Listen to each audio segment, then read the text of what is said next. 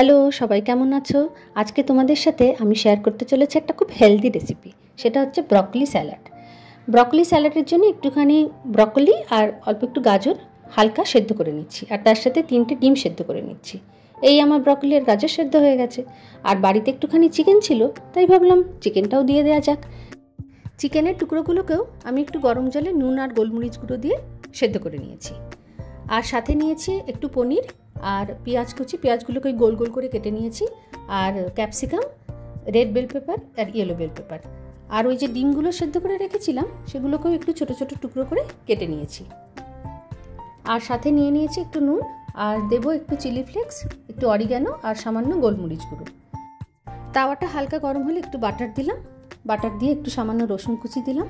তারপর দিয়ে দিচ্ছি পেঁয়াজটা হালকা ভাজা হলে পনিরের টুকরো, yellow bell pepper, red bell pepper, green capsicum এগুলো সব দিয়ে আর একটু সামান্য ভেজে নেব।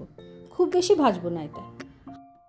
খানিকটা ভাজার পরে এরপরে ওই ব্রকলি আর গাজরের টুকরোটা দিয়ে আর একটু সামান্য ভাজা ভাজা করে নেব। এরপর ওই সেদ্ধ করে রাখা চিকেনের টুকরোগুলো ওর মধ্যে দিয়ে দিলাম।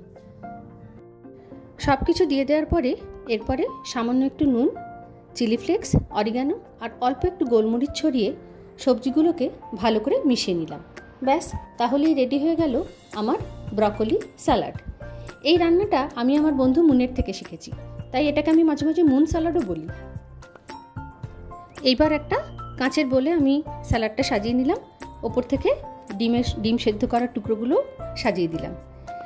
আমার কিন্তু বরাবরই এরকম সেদ্ধ সতে খাবার খুব ভালো লাগে।